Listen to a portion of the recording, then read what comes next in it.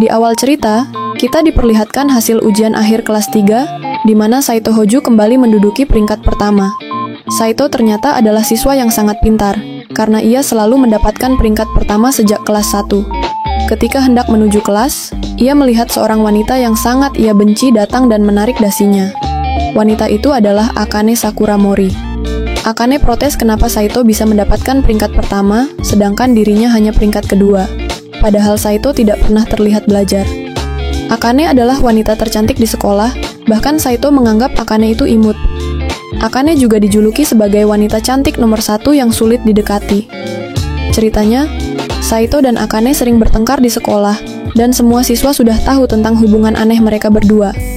Saito sangat tidak suka diganggu oleh Akane, sehingga ia benar-benar membenci gadis itu. Ternyata, mereka sudah sekelas sejak kelas 1, seperti jodoh yang tidak bisa terpisah. Suatu saat, teman Akane yang bernama Hikari tiba-tiba datang dan memeluk Akane erat-erat agar dia berhenti marah pada Saito. Hikari penasaran dan bertanya kenapa Akane selalu bertengkar dengan Saito. Akane menjawab bahwa ia tidak pernah memikirkannya, tapi hanya melihat wajah Saito saja membuatnya ingin menamparnya dengan sepatu. Di waktu yang bersamaan, adik Saito yang imut bernama Shisei datang untuk menghibur kakaknya yang malang. Lalu, Hikari tiba-tiba berkata bahwa jika Akane terus bertengkar dengan Saito tanpa alasan jelas, itu mungkin karena Akane menyukai Saito.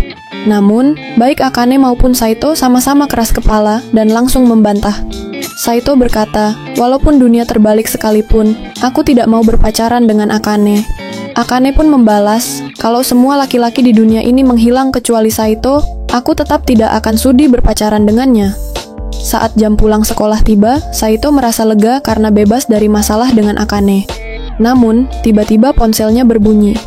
Ternyata itu telepon dari kakeknya yang mengajaknya minum teh bersama. Saito langsung menolak ajakan tersebut, tapi kakeknya malah memaksa dengan mengirim mobil untuk menjemputnya. Saito akhirnya dibawa ke restoran Nekonoka, dan di sana ia terkejut melihat Akane sudah ada. Akane langsung bertanya kenapa Saito juga ada di sana. Mereka yang baru saja bertemu langsung bertengkar lagi. Kakek Saito dan nenek Akane yang melihat mereka malah senang. Ternyata, acara makan itu sudah direncanakan oleh kakek Saito dan nenek Akane. Saat makan, mereka minum bersama, tetapi tetap saja bertengkar. Melihat itu, kakek Saito malah menganggap mereka berdua sangat akrab. Di tengah pertengkaran, Saito bertanya, apa hal penting yang ingin kakek dan nenek bicarakan? Dengan santai, mereka menjawab bahwa mereka ingin Saito dan Akane menikah. Mendengar itu, Saito dan Akane terdiam bingung. Mereka berdua langsung bertanya maksud dari perkataan tersebut. Kakek dan nenek menjelaskan bahwa mereka adalah teman lama yang sempat berselisih saat muda, sehingga tidak berjodoh meskipun sangat mencintai satu sama lain. Karena itu, mereka ingin meneruskan cinta mereka melalui cucu-cucunya. Nenek kemudian bertanya pada Akane, apakah kamu mau menikah dengan Saito? Akane langsung menolak dan berkata bahwa pernikahan berarti bersama orang yang dicintai, dilamar dengan cara romantis, dan dilakukan atas kemauan sendiri. Kakek dan nenek yang sudah menduga penolakan itu pun membuat kesepakatan. Jika Saito dan Akane tetap keras kepala dan tidak mau menikah, maka grup perusahaan Hoju akan diwariskan kepada anjing liar. Kakek memberikan waktu 3 hari kepada mereka untuk memberi jawaban. Namun, Akane tetap bersikeras bahwa ia tidak mau menikah dengan Saito. Keesokan harinya, Saito sedang tidur dan bermimpi tentang Akane yang menjadi istrinya. Dalam mimpinya, Akane tiba-tiba marah kepadanya, dan hal itu membuat Saito langsung terbangun dari tidurnya. Saito heran kenapa ia bisa bermimpi seperti itu. Rupanya, itu karena kesepakatan dari kakeknya tentang grup Hoju yang akan berakhir di era kakeknya jika Saito tidak mau menikah.